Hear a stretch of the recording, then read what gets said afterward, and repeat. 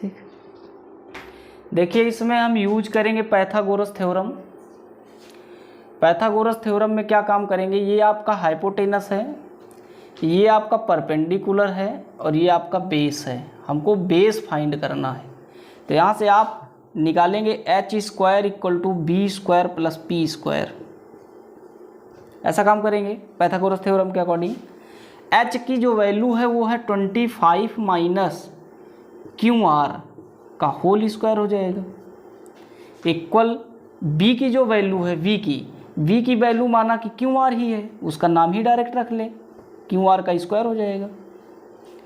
अब p का मान जो है वो है 5 और 5 का स्क्वायर हो जाएगा 25 सेंटीमीटर। अब आप यहाँ से हल करेंगे तो इसमें पाइथागोरस थ्योरम होल स्क्वायर लगेगा a माइनस बी का होल स्क्वायर। इसका मतलब 25 का स्क्वायर कितना होता है, 25 का स्क्वायर होता है 225। देखिए माइनस ये हो जाएगा क्यू आर का स्क्वायर प्लस नहीं यहाँ माइनस हो जाएगा 2 into 25 into Q R, formula लगा देंगे, इक्वल टू क्यू आर का स्क्वायर प्लस 25। सही है। यहाँ से हो जाएगा 625। आप यहाँ से देखिएगा तो ये हो जाएगा क्यू आर का स्क्वायर और एक क्यू आर का स्क्वायर यहाँ से, तो इसका मतलब क्यू आर का स्क्वायर और क्यू आर का स्क्वायर तो यहाँ से कैंसिल हो जाएगा। तो आप यहाँ से directly Q R square cancel कर लीजिए। ये हो जाएगा 625 और यहाँ से 25 आएगा तो ये -25 पूरे का सेंटीमीटर, दोनों वैल्यू सेंटीमीटर में है। यहाँ से हो जाएगा -50, 25 दूना 50 क्यू आर इक्वल टू कितना 0। यहाँ से आप हल करेंगे तो ये हो जाएगा 600 सेंटीमीटर इक्वल टू कितना, ये इस साइड जाएगा तो 50 क्यू आर हो जाएगा। और यहाँ से अगर आपकी वैल्यू की बात करें तो ये हो जाएगा Q R equal to 600 divide by 50, इससे ये कट जाएगा 12 पंचे 60 हो जाएगा। यहाँ से क्यू आर का मान जो आएगा वो आएगा 12 सेंटीमीटर आपका क्यू आर आ गया। तो क्यू आर अगर आपका 12 आया तो क्या 12 क्यू आर, तो हमको क्यू आर यही था तो क्यू आर 12 आ गया।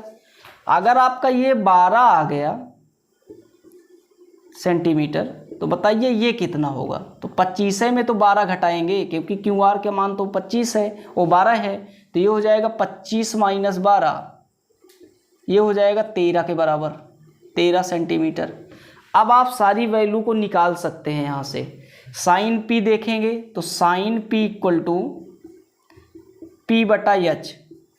अब पी क्या है, पी हमारा है 5, एच है हमारा 13, इसका मतलब 5/13। लेकिन एक बात को ध्यान देना है, हमने आपको इस बात को बताया था कि क्यू पर और आर पर जो हमारा परपेंडिकुलर है और बेस वो आपका सेम रहता है। मतलब एंगल क्यू और एंगल आर, इसके लिए जो हमारा जो बेस है या फिर परपेंडिकुलर है वो आपका पी क्यू रहेगा। इसके लिए जो लंब है, लंब परपेंडिकुलर, वो आपका पी क्यू होगा। और आधार क्या होगा, आधार वो आपका क्यू आर ही रहेगा। क्यू आर किस एंगल के लिए, एंगल क्यू और आर के लिए। अगर हम बात ये करें कि हम एंगल पी की बात करें, केवल पी की, तो एंगल पी के लिए जो हमारा परपेंडिकुलर था वो बेस बन जाएगा और बेस क्या हो जाएगा, परपेंडिकुलर बन जाएगा। मतलब इसके लिए, ऊपर वाले के लिए, क्योंकि ये एंगल इस दोनों लाइन पर नहीं स्थित है, ये वाला एंगल इस वाली लाइन पर है और ये वाला एंगल इस वाली लाइन पर है। इसका मतलब इस वाली लाइन पर है तो इसी पर है, तो इसका मतलब इसका बेस जो है ये वाली लाइन है। किस एंगल के लिए, क्यू और आर के लिए। पी के लिए P का स्थित जो है इस वाले लाइन से नहीं है। P जो है देखो किस वाली लाइन पर विराजमान है, इस वाली लाइन पर, और P के लिए जो है ये आपका बेस हो जाएगा। तो मतलब बेस और आधार में चेंजेस होगा, मतलब लंब P के लिए जो लंब का कार्य करेगा वो आपका ये कार्य करेगा, मतलब QR, और जो आधार होगा वो आपका लंब वाला कार्य करेगा। तो आधार इसमें बदल करके ये हो जाएगा, इसका नाम है PQ। तो हमको एंगल यहाँ से कौन सा चाहिए, P वाला। P वाला चाहिए तो बस बात आप समझना, P के लिए लंब ये है और आधार ये है। इसका मतलब 12/13 इसका आंसर होगा, 12/13। लेकिन अगर यही होता साइन Q या फिर साइन R, अब बताइए इसका मान कितना होगा। अब भी PA/H होगा, लेकिन बस बदल जाएगा, P/H इसमें भी है, लेकिन बस बात ये है Q के लिए P जो होगा हमारा, एंगल Q के लिए जो P होगा वो आपका 5 है, और H क्या है, H तो तीनों के लिए सेम होता है, H आपका 13 है। इसका मतलब Q और R के लिए आपका 5 ही है, लेकिन P के लिए 5 वाला 12 बन जाएगा। क्यों? क्योंकि ये वाला एंगल इस वाली लाइन पर स्थित नहीं है, बल्कि इस वाली लाइन पर है। तो इसके लिए बेस ये है और इन दोनों के लिए बेस ये है। तो आप यहाँ से अब ऐसा काम करिएगा, इन दोनों का जो वैल्यू है वो आपका 5/13 रहेगा, और केवल P के लिए आपका 12/13 रहेगा यहाँ से। और अगर cos P की बात करें इसी प्रकार, तो cos P इक्वल टू हो जाएगा आपका B/H होता है। आप इसी तरीके से देखिएगा, एंगल P की बात कर रहे हैं तो P के लिए बेस क्या है, P के लिए बेस ये है और परपेंडिकुलर ये है। तो इसका मतलब P के लिए बेस ये है, तो 5 कितना हो जाएगा, 13। तो इसका मान 5/13 हो जाएगा। और अगर हम cos Q और cos R की बात करें तो इसमें आप देखिएगा, इसमें जो B है, B वो B बदल जाएगा।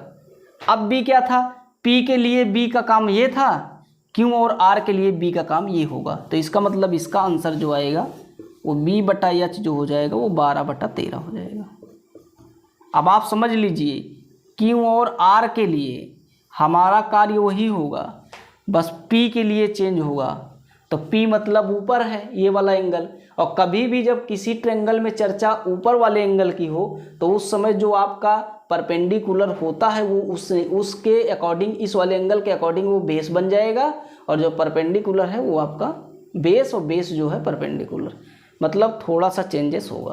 तो यहाँ से आपका ये क्वेश्चन है, इस तरीके से इसका हल होगा। क्लास 10 का इम्पोर्टेंट क्वेश्चन है और कई बार बोर्डों में पूछा गया है, 3 से 4 नंबर या इससे अधिक का भी आ सकता है।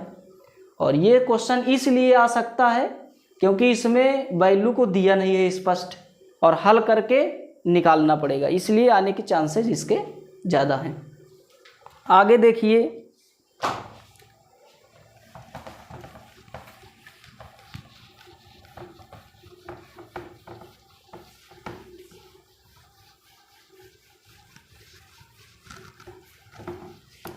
अब इन्हीं क्वेश्चन को 11 में कैसे निकाला जाएगा। क्लास 11 में 11 के बच्चे भी ऐसे ही क्वेश्चंस को डील करेंगे। तो ऐसे क्वेश्चंस को फंक्शन के अकॉर्डिंग हम डील करेंगे। फंक्शंस का मतलब है कुछ ऐसे ट्रिग्नोमेट्री रेशियोज हैं जिसका यूज करके हम विदाउट ट्रायंगल के according sine theta, cos theta और टेन थीटा रेशियो को निकाल लेंगे, और निकालने के बाद उस वैल्यू को वहाँ पे पुट करके और आंसर ज्ञात करेंगे। देखिए, एक आध क्वेश्चन हम फंक्शन के अकॉर्डिंग डील कर रहे हैं और उसमें हम विदाउट ट्रायंगल यूज करके एक क्वेश्चन को सॉल्व करेंगे। और 11th के जो बच्चे हैं वो 10th का अप्लाई ना करें, मतलब फिगर बना करके लंबा केसेस ना करें, उसका रेशियो निकालना थोड़ा क्या है कि पाइथागोरस थ्योरम वगैरह लगाना। आप काम क्या करिए, सर्व समीकाएँ 2-3 हैं, उसमें 15 सर्व समीकाएँ हैं, 3 ही मेन हैं, उसमें से लेकर के 15 टोटल फार्मूले हैं। अगर आप उसको कायदे से देख लेंगे और पढ़ लेंगे तो उससे आप without triangle sine theta, cos theta, tan theta any किसी भी रेशियो का वैल्यू आप निकाल सकते हैं विदाउट ट्रायंगल, और उसका यूज करके आप कर सकते हैं। तो देखिए एक आध क्वेश्चन उसके अकॉर्डिंग, जैसे क्वेश्चन है कि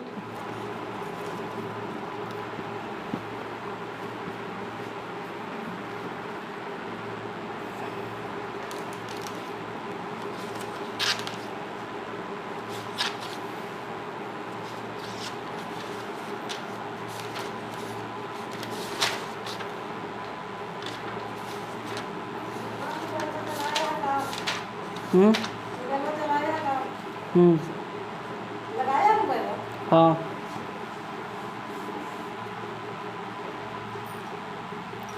देखिए, पहले हम आपको ये बता दें कि ट्रिग्नोमेट्री रेशियोज जो निकाली जाती हैं अकॉर्डिंग टू फार्मूला, उस फार्मूले पे हम डिस्कस करें। पहले देखो 3 रेशियो हैं।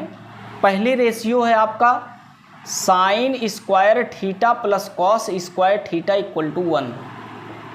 पहला रेशियो है।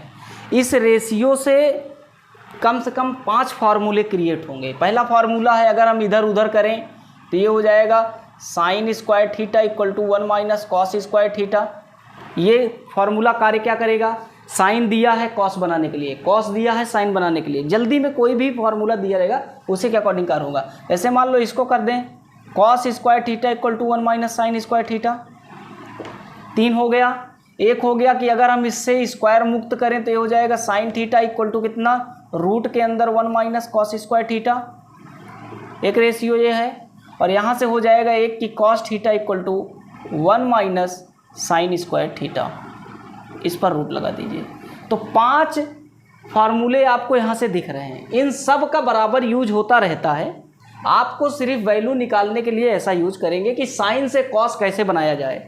इस रेशियो का मतलब इस सर्व समीका का जो है यूज साइन से कॉस और कॉस से साइन बनाने में होता है। जैसे मान लो हम आपको दे दें साइन थीटा बराबर 3/5, हम कहते हैं विदाउट ट्रेंगल आप कॉस थीटा निकालिए। तो विदाउट ट्रेंगल कॉस थीटा कैसे निकलेगा? तो आप यहाँ से कोई भी फार्मूला यूज कर दो। एक फार्मूला है कि कॉस थीटा हमको निकालना है तो हो जाएगा cos square theta equal to 1 minus sine square theta. अभी आपको बताया। अब आप साइन की वैल्यू रख दीजिए, किस में कन्वर्ट हो जाएगा? कॉस में। मतलब ये हो जाएगा cos square theta equal to 1 minus 3 का 9 5 का 25। हल करोगे यहाँ से तो ये हो जाएगा cos square theta equal to 1 minus 1 को कर दीजिए 25 माइनस 9 बटा कितना 25, ये हो जाएगा 16/25। और यहाँ से हल होगा, स्क्वायर हटेगा, इस पर पूरे पे रूट लगेगा, ये हो जाएगा 4/25, 4/5। तो इसका मतलब विदाउट हमने ट्रेंगल का यूज करके निकाल लिया। साइन से कॉस बना लिया, कॉस से साइन बना लिया। तो ये आपका रेशियो बहुत कार्य करेगा। और ये आपके जो सर्व समीका है ये कॉस से साइन और साइन से कॉस बनाने के लिए काम करेगी। अगला जो सर्व समीकाएँ हैं उसमें भी 5 फार्मूले निकलेंगे। वो काम क्या करेंगे देखिए। ये फर्स्ट सर्व समीका थी। सेकंड सर्व समीका जो है ये क्लास 10 में इससे प्रूफ डेड भी आते हैं। दूसरी सर्व समीका है कि 1 plus tan square theta equal to sec square theta. ये आपकी दूसरी सर्व समीका है। अगर इससे हम 5 फार्मूला बनाएं तो एक बनेगा 1 बराबर sec square theta minus tan square theta.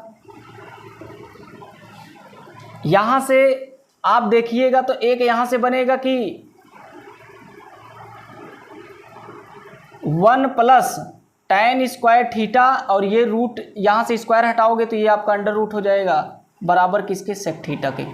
तो 3 रेशियो यहाँ से तैयार हो गई, मतलब 3 तरीके हो गए। अब एक और है कि यहाँ से आप ऐसे कर दीजिएगा कि tan square theta equal to 1 को उस साइड ले जाइएगा तो ये हो जाएगा सेक स्क्वायर थीटा माइनस 1। यहाँ से एक ऐसा हो जाएगा कि tan थीटा इक्वल टू हो जाएगा रूट के अंदर सेक स्क्वायर थीटा माइनस 1। तो आप देखोगे यहाँ से कितने फार्मूले, 1 2 3 4 5 फार्मूले इस रेशियो से भी कंप्लीट हो गए। मतलब 5 फार्मूले इस सर्व समीका से भी कंप्लीट हुए। इसी तरीके से 5 फार्मूले अन्य एक और सर्व समीका है, उसका कार्य ये है 1 plus cot square theta equal to cosec square theta. एक सर्व समीका ये है। इससे भी 5 बन जाएंगे। यहाँ से आप करिएगा कि कॉट स्क्वायर थीटा, या आप यहाँ से ऐसे करिए कि 1 equal to cosec square theta minus cot square theta. यहाँ से एक बनेगा कि 1 plus cot square theta root के अंदर इक्वल टू किसके, कॉसेस स्क्वायर थीटा के। एक यहाँ से बनेगा कि cot square theta equal to cosec square theta minus 1। और एक हो जाएगा यहाँ से cot theta equal to root के अंदर कॉसेस स्क्वायर थीटा -1। तो ये आपके 5 यहाँ से स्टार्टिंग हो जाएंगे। तो ये सारी सर्वसमीकाएँ हैं। ये आपका कार्य क्या करती हैं? साइन से कॉस में ट्रांसफ़र करने का कार्य, टैन से सेक में बनाने का कार्य करेगी कि कोई वैल्यू अगर टैन के फॉर्म में है उसको जल्दी से सेक के फॉर्म में कैसे बदला जाए। ये कार्य क्या करेगी? कॉट से कॉसेस या फिर कॉसेस से कॉट को निकालने का कार्य करेगी। बात तो ये चलो सटीक है, या आपने टैन से सेक मतलब सेक निकाला, लेकिन बात इस पर डिपेंड करेगी कि अगर हम कह दें एग्जाम्पल के थ्रू कि टैन थीटा इक्वल टू 3/5। अब यहाँ से हम बताओ सेक निकालेंगे तो बड़ी जल्दी से निकाल लेंगे डायरेक्ट फार्मूला, क्योंकि सेक और टैन का एक रिलेशन होता है एक सर्वसमीका में, वो सर्वसमीका आपके सामने है। चलो ठीक है, आपको टैन दे दिया, सेक पूछा तो बड़ा इजी है, क्योंकि एक तो सर्वसमीका में ही है। सर्वसमीका क्या कहती है? टैन रखिए सेक लीजिए, सेक रखिए टैन करिए। लेकिन हमको कह दे टैन से कॉसेस निकालना है। क्या निकालना है? टैन थीटा बराबर 3/5। हमको बताइए कॉसेस थीटा का मान कितना होगा। तो आपको अब इसमें बात गड़बड़ होगी, या तो आप ट्रायंगल का यूज करिए, उससे आप परपेंडिकुलर हाइपोटेनस जो भी है, इसमें देखो परपेंडिकुलर ऊपर है, बेस नीचे है, हाइपोटेनस की कमी है, हाइपोटेनस का यूज करके आप इसको निकाल लेंगे। एक तो ये है, एक ये है कि आप इन सर्वसमीकाओं का यूज करके निकालिए। आप बताइए क्या निकाल लें जिससे कॉसेस थीटा फाइंड करना आसान हो जाए। तो आप कहोगे कि कॉसेस अपोजिट होता है साइन का, अगर हम साइन निकाल लें तो कॉसेस उल्टा कर लेंगे, जल्दी बन जाएगा कॉसेस। तो इसका मतलब टैन से हम क्या जल्दी निकाल सकते हैं? टैन से तो भैया जल्दी हम सेक ही निकाल सकते हैं। तो पहले टैन से आप सेक बना लीजिए, जो आसान कार्य है। टैन से सेक बनाओगे तो फार्मूला क्या है? 1 + tan square theta equal to sec square theta. अब आप यहाँ से देखोगे तो ये हो जाएगा टैन की वैल्यू 1 + 3 का कितना हुआ 9, और ये हुआ 25 इक्वल टू कितना सेक स्क्वायर थीटा। यहाँ से हल करोगे तो 25 और 9, 25 और +9 ये हो जाएगा 35। 25 9 34 होगा, 34/35 हो जाएगा, 34/25 ये हो जाएगा सेक स्क्वायर थीटा के बराबर। यहाँ से हो जाएगा sec theta equal to root का 34 और डिवाइड में कितना 5। तो आपका ये सेक थीटा आ गया। हमको बनाना क्या है? कॉसेस, और कॉसेस से चाहिए क्या? साइन। सेक का उल्टा कॉस हुआ, तो इसका मतलब सेक से हमने कॉस बना लिया। अगर सेक बराबर इतना है तो कॉस बराबर कितना होगा? इसी का उल्टा। इसका मतलब 5 ऊपर, रूट का 35 नीचे, तो आपका कॉस बन गया। अब हमको कॉस से साइन कैसे बनाना है? तो कॉस से साइन वाला फार्मूला आपके सामने है। यहाँ से आप करिएगा कि cos square theta equal to 1 - sine square theta होता है। अगर हम इस 1 को इधर लाएं तो ये हो जाएगा cos square theta -1 equal to sine square theta. यहाँ पे आपके सामने ये लिखा है कि अगर हमको कॉस से साइन बनाना रहे तो ये लिखा है। तो आप यहाँ से देखिएगा ये हो जाएगा 1 - cos square theta, 1 - cos square theta. अब आप कॉस की वैल्यू यहाँ पे रखिए, ये हो जाएगा 1 - 5 का 25 और 34 का स्क्वायर हो जाएगा 34 इक्वल टू कितना साइन स्क्वायर थीटा। अब आप यहाँ से करिएगा 34 - 25 बराबर 9, 9 बटा कितना हुआ 34 equal to sine square theta. और यहाँ से साइन थीटा जो हो जाएगा वो हो जाएगा रूट का 9 मतलब 3 और रूट का हो गया 34। इसका मतलब 3/30 रूट 34। अब ये आपका साइन आ गया। साइन का अपोजिट क्या होता है? कॉसेस होता है। मतलब 34 ऊपर कर दीजिए रूट का और बटा कितना कर दीजिए 3। तो ये मान आपका आ गया। तो सबसे पहले हमने क्या काम किया? टैन से क्या निकाला? सेक निकाला। सेक और सेक को अपोजिट कर दिया, मतलब उल्टा कर दिया, तो आपका कॉस मिला। और कॉस से हमने फार्मूला लगा करके क्या निकाला? साइन। और साइन को उल्टा कर दिया तो क्या पहुंच गए? कॉसेस। मतलब आप घुमा फिरा करके, मतलब इन सर्वसमीकाओं का यूज करके आप किसी भी रेशियो को विदाउट ट्रायंगल निकाल सकते हैं। अगला कार्य क्या है इन रेशियो का? देखिए इन सर्व समीकरणों का यूज करके आप और भी क्वेश्चंस कर सकते हैं। देखिए इन सर्व समीकरणों से एक क्वेश्चन आपका बनता है और इम्पॉर्टेंट है क्लास 11th के लिए, बहुत इम्पॉर्टेंट क्वेश्चन है। देखिए क्या है कि यहाँ से आप इस सर्व समीकरण का यूज करके हम बताएंगे, इन दोनों सर्व समीकरण से ये वाला क्वेश्चन बनता है। तो आप यहाँ से देखिए वो क्या है जो ऐसी सर्व समीकरणों का यूज करके क्वेश्चन होता है। यहाँ से है एक, इस फार्मूले से हम एक क्वेश्चन का निर्माण करेंगे और बड़े आसानी से उस क्वेश्चन को ज्ञात करेंगे। यहाँ से लिखेंगे कि sec square theta minus tan square theta equal to 1, आपके सामने लिखा है। अगर हम इस पर विचार करें तो ये एक लिखा है फार्मूला है a का स्क्वायर माइनस b का स्क्वायर का। तो आप इसको लिखेंगे एक ब्रैकेट में a प्लस b और एक ब्रैकेट में a माइनस b। a का कार्य हमारा सेक थीटा और b का कार्य टेन थीटा कर रहा है, तो इसका मतलब यहाँ से हो जाएगा sec theta plus tan theta एक ब्रैकेट में और अगले ब्रैकेट में sec theta minus tan theta अगले ब्रैकेट में। और ये किसके बराबर है बात? 1 के, मतलब 1 के बराबर है। आप यहाँ से ऐसा कर सकते हैं कि ये वाली वैल्यू इसके नीचे लाएंगे, क्योंकि ये मल्टीप्लाई में इधर आएगा, भाग में हो जाएगा। ये हो जाएगा 1 बटा sec theta minus tan theta equal to किसके? इक्वल टू है sec theta plus tan theta के, sec theta plus tan theta के। तो एक फार्मूला तो आपका यहाँ से क्रिएट हो गया, ये पहला है।